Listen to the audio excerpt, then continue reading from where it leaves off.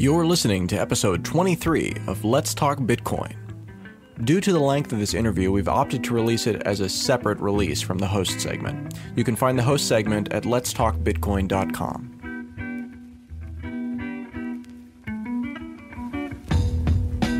The Bitcoin Foundation is the papal state of the cryptocurrency world, able to advise and lead, but unable to actually mandate their directions be followed.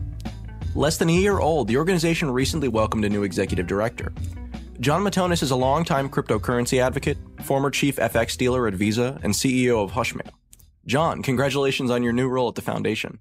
Thank you very much, Adam. And I'm very pleased to be here. Thanks for hosting me on the show. Absolutely. I think that the Bitcoin Foundation is great, but it's the first organization that's out there trying to really represent a lot of these issues. But there hasn't been a lot of clarity about what those issues that the Bitcoin Foundation actually finds important are. So I think this is a really interesting opportunity we have here to kind of try and lay out the agenda. What does the Bitcoin Foundation look like under the Matonis administration? How is it different? How is it the same? What are the priorities? Can you kind of paint the vision for us? Sure. That's a funny terminology, administration. I wonder if it's going to be a 4-year administration with a subsequent term. I guess we'll see. It's an honor to be chosen as executive director, and I want to outline and expand on some things that I had put in my acceptance letter. It's amazing to think now that we're only 9 months into the foundation. It seems like almost 9 years with how fast things have been moving, but we're still not even a year old. To put that into some context, look at the EFF and look at Tor and look at the Linux Foundation. I kind of feel that the Bitcoin Foundation is this cross hybrid between the EFF, Tor, and Linux. The EFF is probably 15 years old or more by now. Tor is, I would say, about 8 years old. And the Linux Foundation is somewhere in between there. All very well developed and well known and with good, strong budgets. The Tor Foundation has a $1 million per year budget, and the EFF annual budget is a little over $4 million. So we're not even at a year for the Bitcoin Foundation. We don't have a $1 million annual budget, but that's because we're holding it in reserve. We have a $1 million equivalent in Bitcoin on our balance sheet. That's where we sit right now. Our budget is nowhere near $1 million, though, because we're still scoping out the budget and bringing on new people. So I wanted to put that in context just to give you some idea on comparable institutions and what their growth and budgets look like. So early days for the Bitcoin Foundation still. Well, definitely early days, but it's also interesting because we take a slice from each one of those. The EFF is, very strong on defending your rights and your legal rights. Tor is very strong on internationally, globally defending your privacy. And the Linux Foundation acts as a trade association for promoting the open source Linux software with Linus at the helm. So what's been interesting in the Bitcoin Foundation space and listening to the members and the other people on the Bitcoin forum is that how you view the foundation pretty much boils down to how you view the tilt between all three of those functions. Some people will want it to be very privacy oriented and they'll lean towards the Tor. Other people care mostly about the legalities and the pro bono defense. They'll see it more in the eyes of the EFF. And then you'll have people who see it as very similar to the Linux Foundation. It also plays out in the way that they're structured because the EFF and Tor are both structured as 501c3 foundations, and the Linux is a 501c6, which is more like a trade association, like the NFL. The Bitcoin Foundation hasn't decided on that yet. You actually, by law in the U.S., have 27 months to make a determination and file on that. So we are a nonprofit. We're just not fully registered and approved with the IRS yet because we're still in that time frame. Just going back to the items that I mentioned when I decided to accept the position, I think what you're going to notice as the single largest area of focus in 2013, 2014 is without a doubt going to be the internationalization. I mean the internationalization of the foundation efforts, the membership, the various points in countries and cities around the world. The second thing is going to be the Legal Defense Fund. These are going to be the two tangible, noticeable things that will start to become immediately apparent to individual members and industry members. By the Legal Defense Fund, I mean responding to things that need to be responded to. Like we had the cease and desist letter that we had to respond to that was directed at the foundation. There's going to be other instances where things are not directed at the foundation, but we may be called in to assist and file an amicus brief or something in that area. The Legal Defense Fund that has capital and the strong list of attorneys that are willing to do pro bono work will be structured in a similar way to the EFF and the availability for members to access that. Going back to the internationalization one, we have a very strong interest in a number of countries around the world right now. It's amazing how much we've seen in terms of activity. We are starting to become now a focal point for countries that want to organize Bitcoin Foundation similar efforts in their country, but they don't necessarily know each other in the country. They know each other through us. We'll make the introductions and then they start moving. And it's a very organic, bottom-up, decentralized approach that we're taking on that. It's decentralized federation. I think Wikimedia has a very good model here. Wikimedia, if you study their model, they have many endpoints in various countries around the world. And I've looked at their model a little bit in designing this. So you mentioned two things there. You mentioned the Legal Defense Fund. As you said, you responded to the action from the state of California. What other types of scenarios, I mean, hypothetically speaking, in the last couple of weeks, we've had the first DEA seizure of Bitcoins from an individual from what looks like possibly a drug transaction. I don't assume that's the sort of thing you'd be getting involved with. So what type of scenarios do you see the foundation having a role as far as the Legal Defense Fund is concerned? You're right. The DEA seizure is more of an asset seizure, so it's not really related to anything that has to do with Bitcoin. I mean, they could have raided his house for a boat or a car or something. That probably isn't something that we'd likely get involved in. I think that it's largely going to be focused around the exchanges to begin with, but other Bitcoin businesses that accept Bitcoin may start to feel indirect pressure. I think that's the next phase. But first, it will probably be the exchanges. You're familiar with the Mt. Gox account being closed at Dwolla and seized. That is an area that we would likely get involved in as a foundation, regardless of Gox being on the board or not. It's not currently a lawsuit at this point, but that's something that I could see us filing an amicus brief on. The internationalization of Bitcoin, you mentioned it's a decentralized federation. Can you expand on that?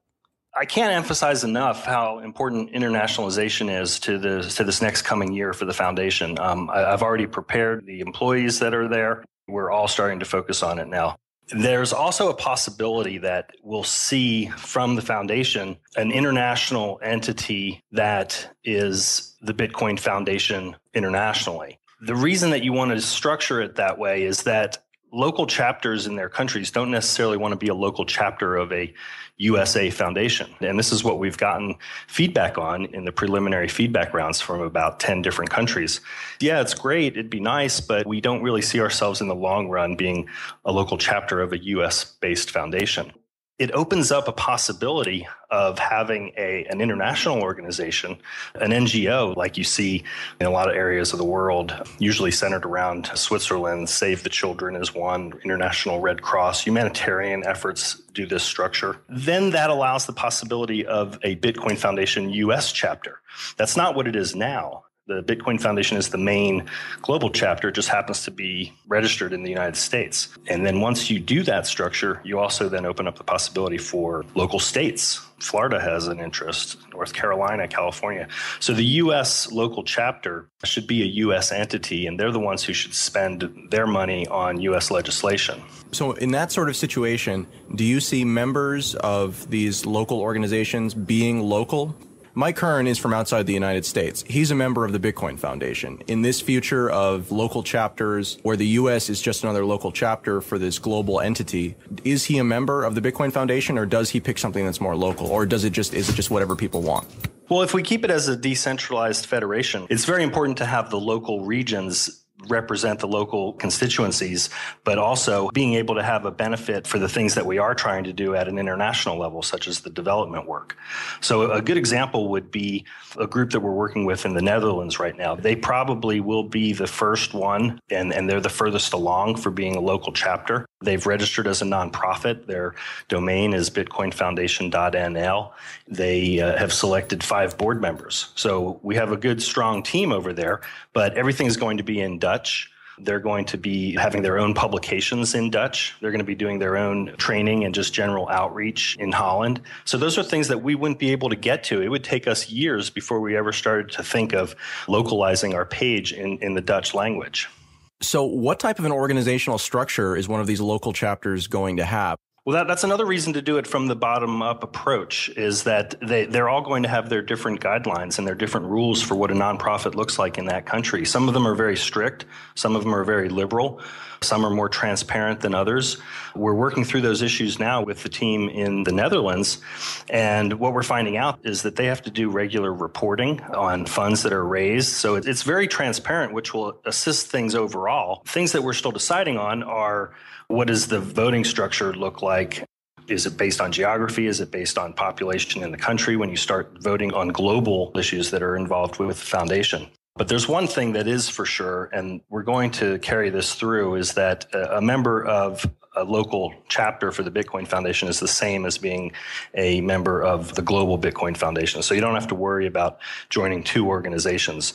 And likewise, if you're a resident in Holland and you join the Bitcoin Foundation, the other entity, and then you find out, oh, well, there's one in Holland, you'll automatically be a member of both. The reason for doing it this way and doing it from a decentralized bottom-up approach right now is that you build on the current momentum that we have. You leverage people that are interested in those regions that are already working on these ideas, and you localize things for that area where they're able to also be able to participate in what's going on outside of their country. Other countries that are expressing strong interest are Argentina, Brazil, India, Germany, and Australia as well. So what happens then to the Bitcoin Foundation as it is now? Does that become the American chapter, or does that become the sort of global overarching thing that then everybody, I mean, it almost sounds like this is like a loose franchise model, right? Where you've got a set of rules that live in the sky that aren't specific to any particular locality. And then so long as everybody gets on board with that, they're all de facto members of that larger, organization that lives in the sky and their local chapter.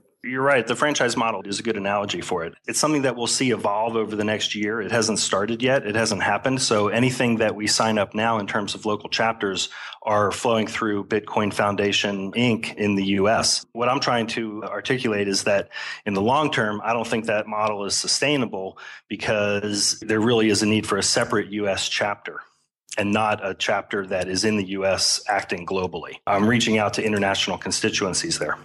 I think that makes a lot of sense. I know you're saying that this is further out in the future. The Bitcoin Foundation is only 9 months old. What is the future of what kind of timeline is that? Are we talking months, years, decades? Well, we've just started to explore the different possibilities in terms of what jurisdictions look best for neutrality and for nonprofits. There's a reason that a lot of organizations are centered in Geneva, Switzerland, and that's kind of like NGO capital of the world there. But it doesn't necessarily have to be Geneva, Switzerland. It could be Zurich. It could be the UK. We're looking for a jurisdiction that has not just the perception of neutrality, but actually is neutral in a lot of these areas, especially in the area of Bitcoin. And we also want the resources in that country as well. So it's likely to be one of the developed countries. It doesn't necessarily even have to be Europe. I'd like to hear your ideas on it. If someone has ideas, what's a good way to reach you, John? It would just be at the foundation email. It's john@bitcoinfoundation.org. You can understand the sensitivity of being in a different jurisdiction. As Bitcoin grows more globally and as Bitcoin becomes targeted more by certain areas, the U.S. might not be the best place for the foundation. There's a temptation to treat the United States as kind of the center of this thing because it has a lot of usage and because it's a little bit more advanced in some ways as far as the Bitcoin adoption is concerned relative to other parts of the world. But yeah, I think in the long term, Andreas likes to say it's about the other 6.5 billion. So, moving forward, is that what you're talking about? Or you're talking about like local chapters in Kenya, local chapters really everywhere that anybody wants to do this? This should be a pervasive thing, right? Absolutely. And that's why it's going to take time. It's also going to be the single largest area that we're working on because I can see how fast it's already growing and how fast it's already bubbling up. The momentum in it is amazing. So you mentioned Kenya. We already do have some interest from Kenya. So that would be an excellent place. The language, again, becomes another issue. And that's how Wikimedia tackled it. So a centralized overarching structure of Bitcoin Foundation going one by one into every country and paying somebody to do localization and being responsive to that community, I don't think that's a model that works in the long term. Beyond the international, it seems like the legal side is a focus. The government regulators and the authorities in various countries, not just the U.S., but when they start pressing on this, they're going to start pressing hard. It's important to anticipate that. It's important to think ahead and to have a legal defense, not only a fund, but a core list that you can rely on. So we're building essentially the legal defense dream team, like in the historical OJ case. I'm talking about keeping people out of jail and pressing our case in the gray areas. These are not laughing matters. We owe it to the community to provide that resource. That should be one of the key functions of the Bitcoin Foundation. It would have been great, what was it, about 5 or 6 months ago, if Roman could have just had some heavyweight support on BitFloor. We talked about BitFloor on a very early episode of Let's Talk Bitcoin. Basically, they had their bank accounts shut down suddenly, and even though they were given back the funds by their bank, they were unable to open a new bank account. So they've been having a lot of trouble getting, I don't know the inside story here. BitFloor were essentially bullied. He really had no choice when you're in a situation like that and you're bullied and you're a small organization just trying to get started, get a foothold.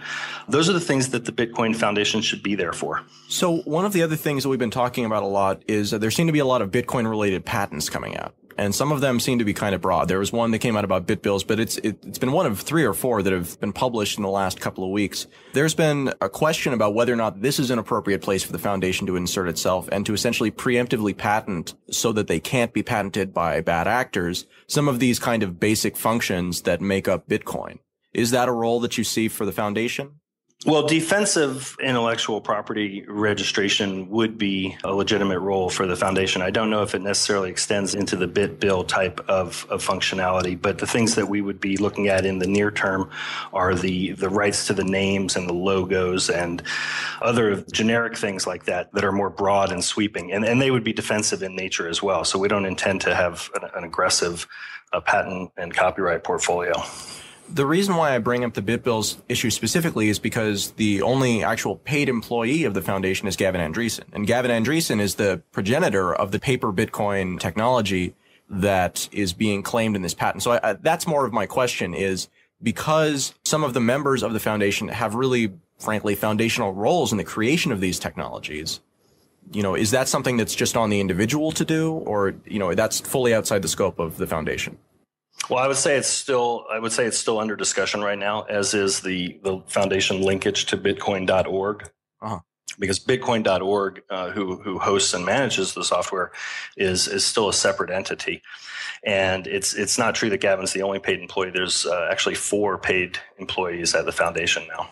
I didn't realize that. There's a real mystery about what goes on at the foundation. So if there are 4 paid employees, what is the role that you're undertaking right now? Is this all coordination and just trying to keep all the balls in the air, whether it be handling press inquiries or chapter inquiries? What is actually the work that's being done right now? You mentioned Gavin, so he's the core developer. The rest of the work is keeping things going administratively and expanding what we're doing in terms of membership and fundraising so that we'll be able to fulfill all the ambitions that we have on the legal defense side and expanding core development, taking on some other tasks in the area of managing the health or looking at the health of the network and monitoring the network health for Bitcoin. So the other employees, it's not like there's a lot of super paid, high paid employees there. You can imagine that there's a lot going on, kept people busy for a long time.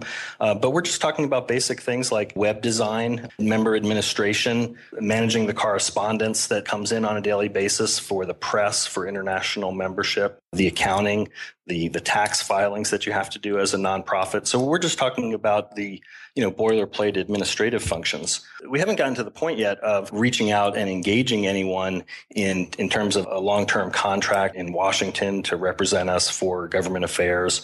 That hasn't happened yet. We have Perkins Coie in Seattle that has responded to the cease and desist letter for us. And then we're also going to be releasing our comments for the Liberty Reserve case, where the FinCEN requested comments to invoking the special measures in the case of Liberty Reserve. So we'll be releasing that either this week or next week. And those are the things that we're doing right now. So it sounds like we can expect a more proactive foundation. Is that about right? Now's the time to start doing it. The first 9 months were essentially just, building months. So it took us that long just to get where we are now and get through the conference that was in San Jose. So, John, when we talked about doing this interview, I went out to various parts of the community and asked for questions, basically from members and non-members, and we got a little bit of a mix of both. Do you mind if we go through some of these? No, go ahead, please. The first question, not so much a question as it is a request for clarity. Former executive director Peter Vicenes wrote a blog post essentially announcing that you're the new executive director. And in it, he noted, quote, "There will be zero impact on my day-to-day with the foundation." Can you please clarify what your roles are and how you plan to work together? Sure, I'd be glad to. Well, my role is that I'm the executive director at the foundation. Peter is going to remain as chairman. But you have to remember, everyone has to remember that when we started the foundation, Peter's time commitment as executive director was really 10% of his overall time. He is also the CEO of CoinLab, so that took the majority of his time. It was always an interim placeholder. He knew that. The rest of the board knew that because we didn't want someone there permanently that could only put 10% of their time into it. Now that we've gotten past that, Peter's role will continue to remain as chairman, which is largely a high-level fundraising role on industry membership and also speaking engagements, and it shouldn't be any more than 10% of his time. One of the other complaints that has been leveled against the foundation is that there hasn't been a lot of transparency, both in terms of financial asset disclosures and also in terms of basically communicating with the membership. This has gotten a little bit better over the last couple of weeks. What can we expect in terms of transparency, both in terms of action and in terms of finances? Sure. Well, I've already shared a little bit of the current balance sheet situation is we're a little bit under $1 million USD equivalent in BTC, and that's after the conference. The conference was essentially a little better than break even for us. We didn't do it as a money-making operation. It wasn't intended to be a moneymaker. It was intended to be a community function for the Bitcoin community. Any future conferences that we do, by the way, are going to probably be where we lend our name and outsource so that there's somebody else who's involved with the day-to-day conference management, and we won't have such a large role other than our name and content organization. I do aim to change the transparency around. I want to state really clearly with you, Adam, that we're going to be making our financial statements available publicly. And the reason they're not already is because we haven't even filed our first tax return. We have to do the 2012 return, which will be going in shortly. We're required to have a financial statement with that.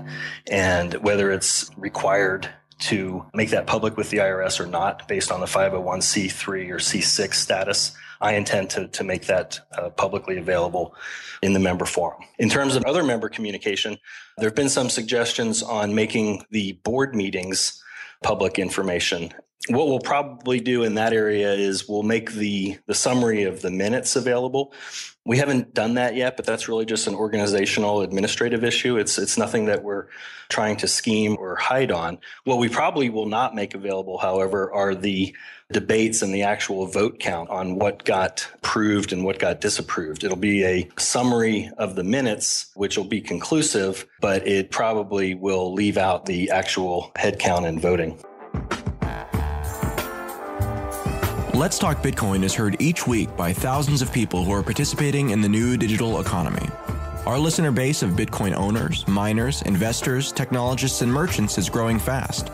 We offer a limited number of short advertising slots in each show to keep our listeners engaged and to provide maximum impact for our sponsors.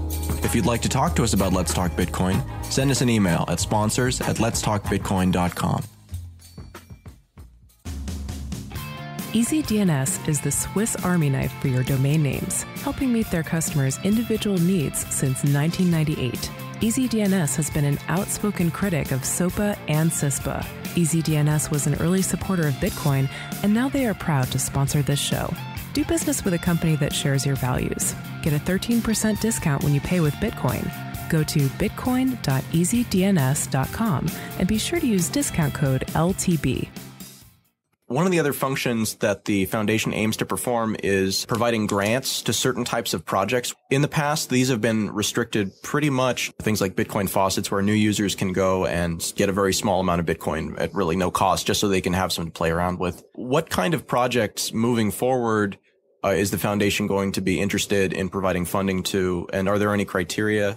I'm glad you asked that, Adam, because that's kind of been a moving target, and it's been intentional that it was a moving target because We didn't know exactly from the very beginning what it was that we were looking for. We had no idea what kind of things we'd be getting. I can share with you some of the things that we're getting now for the second round of grant proposals, but it is another area of something that we have to administer at the foundation. So it is a time-consuming process because we usually get about 30 different grant proposals that we vote on and we review. You mentioned the test faucet and the testnet things in the first round. Those were awarded and those are going very well. We're going to report out the status of those. And then what we also did was we carried over some of the ones from the first round into the second round, just because we didn't want to necessarily fund them in the first round, but we thought that they might have more success in the second round. So there's always the option of carrying those forward.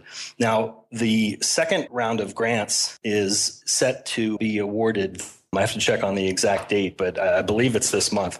And we've gotten even more than we have before because I think people are starting to see the guidance on that. So we intentionally don't have an amount because we want to see what people think their project is going to take them. We don't have preset minimums and maximums so that we can be flexible on it as well. We also don't have a preset number on how many we will award. So we might award one if it's a large one, or we could award four if they're small and interesting. In terms of giving people guidance, I think that's also very important because one thing that the applicants need to know for the grant process is that if it's a commercial enterprise, we're probably not going to be awarding a grant in that area. If it's something that can be satisfied through a venture capital investment or a seed investment, then it needs to be done commercially. So, some of the things that we've gotten have been an investment for a startup, or somebody wanted to do a casino. A lot of people wanted grants to write a book or to come to the Bitcoin 2013 in San Jose. So we're trying to focus on things that can't be satisfied by the market and that have a direct impact on the core protocol or the core things that would affect the Bitcoin network. And let me give you an example of some of those, because if it's a protocol change, it's probably going to need a lot of consensus first before it comes to the grant program and gets approved. The consensus building shouldn't be through the grant approval process. So an example there would be a core developer that has good consensus on a feature that does affect core protocol. And there's also good agreement that it should be done. And this is a developer that's not looking for a salary, but looking for a grant to continue work on that. That's a likely thing in the area of core development. Two other ones. Let me give you examples of two other ones that I think are very interesting. Things that are in the area of fork notification as we go forward. The notification system for blockchain forking is going to be critical. It's there somewhat already, but it's not 24 hours a day around the world, and it's not at a level that it ultimately needs to be at. Think of things along the lines of measuring the health of the network as it moves forward. This is in real time. Or node indicators, the number of nodes in various countries. A good example here are the metrics and relays that Tor publishes on Tor Project. Mm-hmm. If people want to go and look at some examples of how they monitor the health of the Tor network, that's what we'd like to get to for publishing statistics on the health of the Bitcoin network. So I would say grants in that area have extreme appeal. Utilities that provide a broad service to the community, or at least some not small part of the community. Do you have a predilection towards open source versus not? Does that not matter? Well, the utilities, you're right. They're helpful to the overall network globally, and they provide a great function. So, yeah, I would say open source on that. But there's already some that exist to a certain degree. So if they're being updated and they're the best of breed out there and they already exist, then we really just want to consolidate those. But there's also some that don't exist right now. And it's very difficult to get a reliable indication on a country-by-country level of full nodes operating and keeping that updated. There were some attempts to do it back in 2012, but they stopped updating in mid-October. It became less reliable to use when it's not being updated. So you're right. Those things would be great. I think in the area of open source, some client wallets, implementations of very specific user-friendly client wallets would be a great project. Two other examples that came in that are high on the list currently are things related to a parking meter system. So developing a parking meter system that accepts Bitcoin. I'm not going to tell you who submitted these, and then there's also another one where it was keeping municipal governments accountable and holding them accountable because their accounting would be on a public ledger Bitcoin system. Very interesting there, but still you can see how those could cross over into the commercial world where they're business enterprises, and our role there would be, are we willing to seed those as proof of concept? Those two examples you just gave, are those examples of things that the Bitcoin Foundation would fund? No, those are two examples that have been submitted. We're looking at 30 right now. We haven't selected any right now because we're still in the middle of the process. I think the submission process has ended. So we're in the review phase of the grants. I think we should make the grant proposals public as well, the ones that were chosen and not chosen. Of course, that should probably be up to the one who submitted it, but I don't think a lot of them would object. It would also give people a good idea of what formats people are using, the ones that ultimately get selected. It's a committee that selects them. It's not just me. Right. And that committee is made up of board members on the foundation. Is that right? Correct. Board members and 2 additional people. And we're adding 2 additional board members in September, Adam. I saw in the rules that you don't actually have to be a member of the foundation to run for the seat, although you do have to join if you win. We want to get broad participation on that, and we're opening it up to increase it from 5 to 7. We're going to have the election be the first anniversary of the Bitcoin Foundation, so there will be 1 industry representative and 1 membership representative who would be taking those 2 seats. I've already heard from a good number of qualified candidates. So I think there's going to be a lot of qualified candidates. I encourage other people to put their name in the process. If nothing happens on this round, then at least they'll be better known for the next round. What type of responsibilities does that type of board seat come with? Time and commitment. It's very, very part-time. So their responsibilities at the outset are to participate in the board meetings, and those are held once a month. Beyond that, their responsibilities would be related to how much they choose to take on in the area of responding to press inquiries, organizing other committees. There's about 4 different committees now that the Bitcoin Foundation operates. Those are all managed by volunteers and overseen by certain board members. So they would also be able to elect to set up their own committee on something. Committees are a very good tool for engaging the membership and actually allowing the membership to participate in steering something on how it goes. So you'll start to see probably a lot more of the volunteer member committees. They're discussed quite a bit on the member forums right now. Changing gears for a second here, one of the other issues that came up a lot in the questions that we received was this idea of fungibility and if that's an important attribute for the foundation to protect moving forward. This is specifically with regards to this idea of tainting certain addresses. The basics here are if you have your coin stolen, because of the Bitcoin network, because of the universal ledger-ness of it all, you can actually track where those go. So the idea is that if you can identify stolen Bitcoins, then you can mark them as stolen, and anybody who tries to use them can be tracked and identified, and the crime can eventually be solved through that mechanism. This has been kind of unpopular within a lot of parts of the community, and at the Bitcoin 2013 event, there was a perception that the previous executive director, Peter, had been very supportive of building this sort of process into the protocol.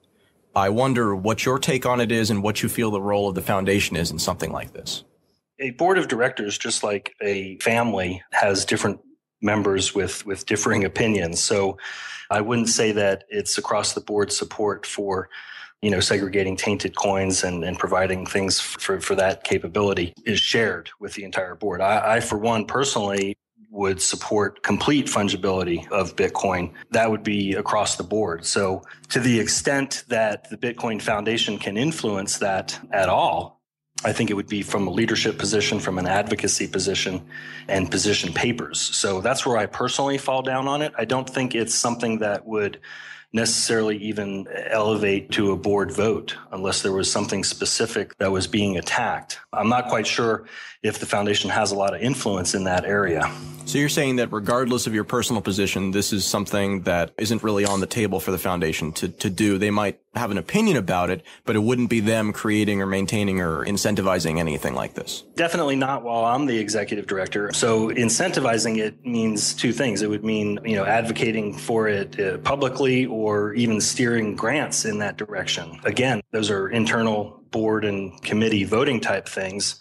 It would be looked at in the aggregate, but I can tell you right now that the board consensus is not leaning that way at the moment. I also want to just mention that I think a better way to attack and approach these types of issues, because the privacy anonymity issue is similar as well. Zero coin has been mentioned a lot, and we tend to get some grant proposals in the area of privacy modifications to the core protocol. Those are the ones that have the most discussion, by the way, on whether it's appropriate for the foundation to be going in that direction with those types of changes to the core protocol. So now, while zero coin may evolve and have its own, alt chain, that's fine. I support the efforts of zero coin. I think it's a great direction to be going in. I don't know right now if it would be entirely appropriate to steer everything, stop everything, and bolt it onto the existing Bitcoin core protocol. So that's why they've taken the direction of the alt chain. And to the extent that they're going to maintain their proposed backdoor in extreme circumstances, then we'll just have to see what market adoption says about that. Let me touch on it generally, because I think this is a really important point. I think that one of the ways that the foundation can impact this without getting in the mud is through the publishing of best practices, how to practice safe Bitcoin. In my opinion, the burden of proof rests with those that are on the outside seeking to deny private transactions. The people who want private transactions don't have any burden of proof. It's the ones who want to deny it. So I see it as an obligation of the foundation to publish best practices for new people into Bitcoin or even existing Bitcoin veterans on the steps that you can take to retain your privacy and retain your anonymity in using Bitcoin, and keeping that up to date so that it becomes a best practices reference guide. One of the things that's going to happen if the regulations become more strict is that Bitcoin usage will be steered into a direction of using more decentralized exchanges, using more local Bitcoins. Nothing will be done on the exchanges. So our effort there can be assisting the individuals and the companies that want to maintain that level of financial privacy. And it's different for everyone. So everyone's going to have to analyze their own threat model on what steps they need to take and how much they need to take, because it's a relative thing. Not everybody needs to use Tor for every transaction. You'll have to analyze your own individual threat model. I do also think that in the area of publishing best practices, we can do the same for the decentralized exchanges and for the peer-to-peer localbitcoins.com. Localbitcoins.com is having phenomenal growth. They're exceeding my expectations on growth. There's people that are utilizing that service on both the sell and buy side, and it's actually starting to become a major part of their job. Careers are being built. We talked real briefly about the notice that Mt. Gox received from the Department of Homeland Security and some of the issues that they've had. What do you think the future is for exchanges that are operating above the board in this space? If you have an exchange that's operating fully above board, then your only concern there as an exchange operator is that the rules get changed on you without you having enough time to react. So there's no guarantee as ever being completely above board, because as Doug Jackson of eGold knows, you can have the rules changed on you at any time. My comment on that is that the U.S. regulatory crackdown on Bitcoin does not harm Bitcoin or the targeted companies. It harms U.S. citizens. That's the sad part about it, because, Gox could just cut off their U.S. facing arm and, happily exist in the ROW, rest of world. Who loses in that case? In that case, it's the U.S. citizens that have lost. Just like the U.S. citizens lose in the case of online gambling and online poker. The rest of the world doesn't care. Do you think that this is just a problem that's centered around the U.S., or is this something that has to do with more developed banking systems, countries that have more developed banking systems? I mean, I've spoken with several entrepreneurs who have taken the proactive step of moving their Bitcoin-related enterprise out of the United States because they feel like it's simply a bad choice to operate there when, again, the rules can change at any time. I mean, do you think this is something we're going to see getting worse, or will we see clarity? No, I think that the U.S. is taking the lead on being one of the most aggressive jurisdictions towards Bitcoin regulation. And it's the history of U.S. regulators. So it's not a surprise to me. I mean, I think the surprise should be that people didn't see it coming, because to them it's related to the war on money laundering and the war on terrorism, which is really the war on tax evasion and understanding everyone's transactions. So it's not a surprise that they're taking this step, but I'm not going to say yes or no whether it's a wise business decision to move outside of the U.S., because you can be in full compliance and remain in the U.S. and you'll have the entire U.S. market available to you. So that's moving along fine, and there's a number of exchanges in the U.S. that are on that path. Full compliance is not something that we'll never get to in the U.S. It's just going to be expensive. Broadly speaking, the Bitcoin community, one of the most divisive issues, I think, right now is this question of how to deal with regulators and how to deal with potential regulation. Some welcome and invite it, hoping to be part of the process to help craft better, less onerous rules. But others look at the transition that PayPal was forced to go through from an innovative, featureful payment system to, by the time the regulators were through with it, not so much. What kind of advocacy is the Bitcoin Foundation doing in Washington, D.C. for the Bitcoin community, and what type of roles do you see that in moving forward? First of all, our involvement is limited at this point to governmental education. So before there can be any advocacy for something, you have to know what it is that you ultimately want and what you're advocating for. So the role of education is paramount right now. It's so far behind in the world of Washington when it comes to Bitcoin and virtual currencies in general. That's why we spend so much effort responding to things when we get the opportunity to, so that we can start to level the playing field on education. I would attack the premise of your question, because it's not even 100% certain that the membership of the Bitcoin Foundation, which keep in mind is 60% non-US, would want advocacy for different regulations. I mean, there might be individual exchange owners that want stronger regulations or regulations in one area and not another, but that's not something that has any consensus right now at the Bitcoin Foundation level. So in effect, until that groundwork of the education is done and until it's clear what we're advocating for, there's not much advocacy to be doing. I'm actually a little bit pleased that you challenged the premise of that question, because I was a little bit confused. I'm a member of the Bitcoin Foundation. I've been for a couple of months now. And I was a little bit concerned. It seemed like a lobbying effort was in the pipes for the Bitcoin Foundation, regardless of what the membership thought. It was announced at Bitcoin 2013 that was going to be one of the primary things moving forward, outside of Peter stepping down as the executive director, that the Bitcoin Foundation was going to be pursuing was, quote, hiring a lobbyist in Washington. Has that changed? Is it now something where there's going to be a conversation within the membership about whether or not this is appropriate? Definitely. That should be an ongoing conversation within the membership. And I think it is quite active in the member forums and on the main Bitcoin forum. It's not always as active as sometimes in the past. But no, it's not a fait accompli. I think it was the use of the word lobbyist that alarmed a lot of people, because think about it realistically. How is the small, little, insignificant Bitcoin Foundation going to go up against the incredibly powerful credit card banking payments lobby? We're going to be smashed like a little bug. It's not worth it to get into a spending match on that in terms of lobbying. It has to be more precise and targeted, and it has to be educational. There's nothing right now that we're specifically asking for other than to leave us alone. That sounds like a pretty fair response. I have a few more questions. I really appreciate you taking the time with us today. This has certainly gone longer than we planned. One of the things that we've been talking about on the show a lot is the question of what is the point of mining? Is it about trying to be as efficient and profitable as possible for the miners who invest in the equipment? Or is it about maximizing the distribution of the network, which would then imply that maybe we shouldn't have specialized technology that's required in order to participate in the Bitcoin mining sector? Do you think now or at any point in the future it's going to make sense to change the Bitcoin proof of work to anything other than what it is now? Yes, it will make sense at certain times. These right now are my personal opinions. They're not the official Bitcoin Foundation opinions, because it's something that hasn't come up yet at the Bitcoin Foundation level.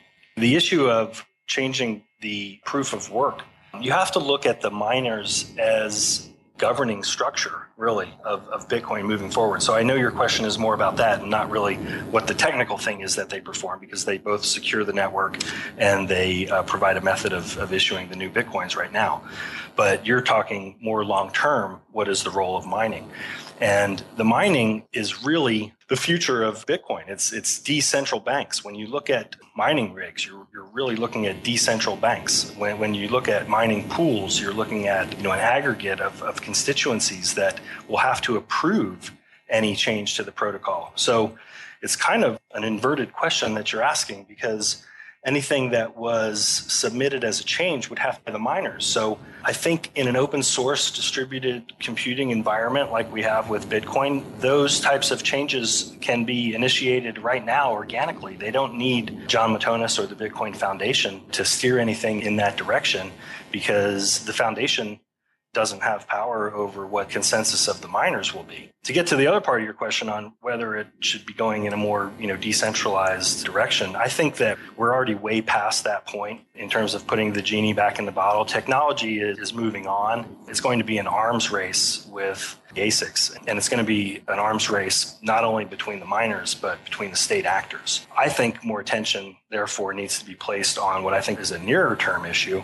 and that's the block limit size, which also indirectly relates to your question on centralization versus decentralization. I tend to support Jeff Garzik a lot in his thinking on tending towards keeping the block size as small as possible to avoid blockchain pollution. The other side of the debate is, allowing it to fluctuate with the growth of the market and even taking off all limits on it, which would allow for all these fantastic things that people are talking about doing in terms of, colored coins, using the blockchain for other purposes besides Bitcoin. That's something that I think would tend to lead towards decentralization even faster, because you'd be talking about an incredibly growing blockchain that would tend to decrease the amount of the full nodes. And if you want to keep more participants active in mining, what you need to look at is the size of the block. That seems like it's more of a medium-term, long-term problem. Well, they're both issues. They're not something that can be solved directly by the foundation. On changing the proof of work, look, there's going to be changes needed if SHA-2 needs to be updated. Edward from MIT has done some good blogging on the cryptography of Bitcoin. So there's also some really good comments to his pieces that discuss how this would actually happen. Bitcoin can obviously be changed to keep pace with what the strongest algorithms out there are available, just as PGP has done. It just involves consensus. Jon, last question. One of the things that people always wonder about, you're the executive director of the Bitcoin Foundation. What are your thoughts on the other altcoins that are out there? I think there are something like 50 or 60 that are actually active at this point. So, are there any out there that you feel like are doing it right or innovating and solving problems? What's the view that you take of the alternative cryptocurrencies? The altcoins or the alternative cryptocurrencies, I'm intrigued by it. I like the innovation. You have to remember, we're called the Bitcoin Foundation. We're not the altcoin foundation. So don't see the Bitcoin Foundation starting to take on a lot of things that are related to specific altcoins. I can see us taking on things that are related to cryptocurrencies in general that would have a broad benefit to altcoins. In terms of the ones that I like, we already mentioned Zero Coin, if that actually starts as a separate new iteration. I think Litecoin is a great concept, and it's positioned well as being, silver to Bitcoin's gold. They do have potential, but I also think that they're going to tend to suffer from being the weaker of the distributed networks in terms of hashing power. They'll be easier to attack. They'll automatically be in a lesser situation from a security standpoint. And then they also have to overcome the network effect. I don't think that there's no room for them. I just think that the barriers are higher than they were for the original Bitcoin, which actually came on the scene without having to deal with competition and without having to overcome the network effect of another player. They had to overcome the network effect of just general inertia. It sat around for 6 months before anybody noticed it. Jon Matonis, Executive Director of the Bitcoin Foundation. Thank you very much for your time. Thanks, Adam. You've been listening to episode 23 of Let's Talk Bitcoin. To subscribe to our twice-weekly show, find us on iTunes, Stitcher Radio, or letstalkbitcoin.com. Thanks for listening.